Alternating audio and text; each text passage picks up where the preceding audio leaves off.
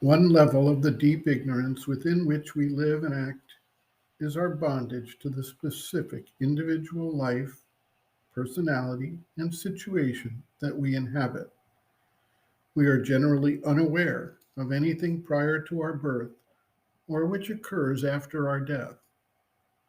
Some even take the view that there is no meaning and that birth and death are simply beginning and ending points of a meaningless existence. If that were true, however, we would be left with the question of how and why this enormous mechanism of the universal creation exists and why we need to experience, learn, and grow at all. We occasionally get hints that show that there is both a before and an after, and if we reflect on this, we begin to recognize that there are patterns that not only justify, but demand the existence of a series of lives for a developing soul, transcending the individual lifetime we have now and carrying on the stream of consciousness growth that underlies the general evolution of forms and the specific soul evolution of the psychic being. Intriguing cases of young children being able to speak languages they have never learned, or bringing highly developed skills into their young lives in particular areas, certainly imply that some souls are able to carry more than the soul spark with them beyond death and into new birth. In some cases, a person is able to describe a locale in another country at another time without ever having any direct contact in this life. Similarly, the reincarnation events of a highly advanced lamas and their ability to unfailingly recognize implements and people they have experienced in the prior lifetime provide us further evidence.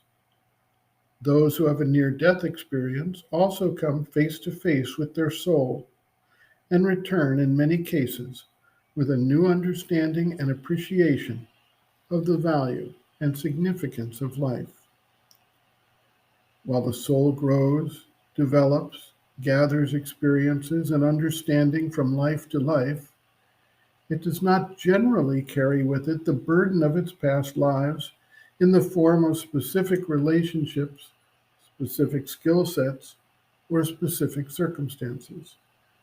We recognize that a child will play with certain toys, but as it grows, it moves on and leaves the childish pursuits behind to take up new tasks, interests, and relations. A similar process takes place as the soul leaves behind one particular lifetime and, with the fruits of its experience in that life, evolves into a next level or phase of its development. Sri Aurobindo observes, quote, each person follows in the world his own line of destiny, which is determined by his own nature and actions. The meaning and necessity of what happens in a particular life cannot be understood except in the light of the whole course of many lives.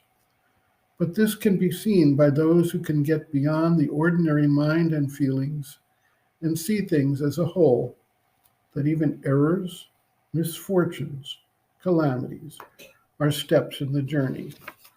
The soul gathering experience as it passes through and beyond them until it is ripe for the transition which will carry it beyond these things to a higher consciousness and higher life. When one comes to that line of crossing, one has to leave behind the old mind and feelings.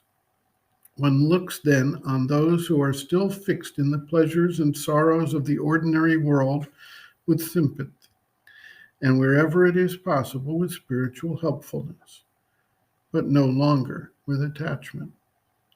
One learns that they are being led through all their stumblings and trust to the universal power that is watching and supporting their existence to do for them whatever is the best.